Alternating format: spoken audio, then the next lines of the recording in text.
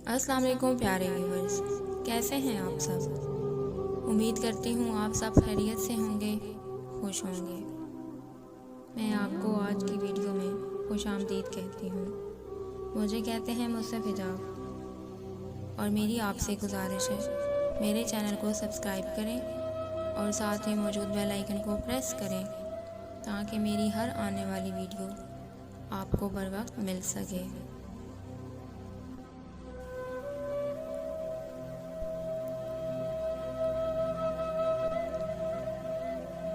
एक शख्स कहने लगा, बेटियों के तो इतने मसाइल होते हैं, अच्छा हुआ मेरी बेटी नहीं है।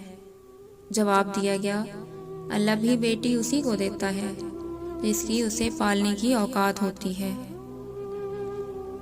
बेटियां इसलिए भी ख़ास होती हैं क्योंकि हम बेटी को तो बेटा पुकार सकते हैं मगर बेटे को बेटी नहीं पुकार सकते। बेटियां तो अल्लाह की रहमत होती हैं और रहमत कभी बोझ नहीं होती। बेटियां आखिरत में आप सल्लल्लाहु अलैहि वसल्लम के साथ का ज़रिया हैं। बेटियां सबके नसीब में कहाँ होती हैं, जो घर खुदा को पसंद आए वहाँ होती हैं। हर बेटी का बाप बादशाह नहीं होता, पर हर बेटी अपने बाबा के लिए शहजादी ज़रूर होती है। बेटे नेमत हैं और नेमतों का हिसाब लिया जाएगा, और बेटियां रहमत हैं और रहमतों का कोई हिसाब नहीं।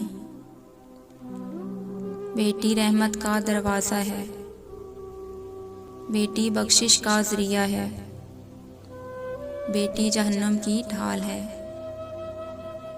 लोग बेटी को कहते हैं कि घर की इज्जत खराब मत करो, तो बेटों से क्यों नहीं कहते कि किसी की बेटी की ज़िंदगी बर्बाद मत करना।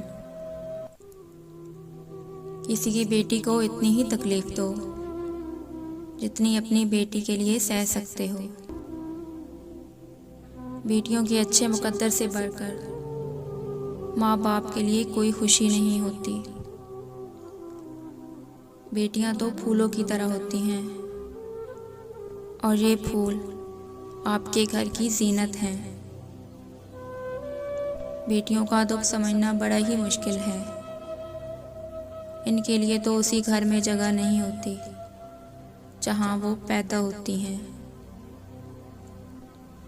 बेटी का घर आज तक नामालूम है।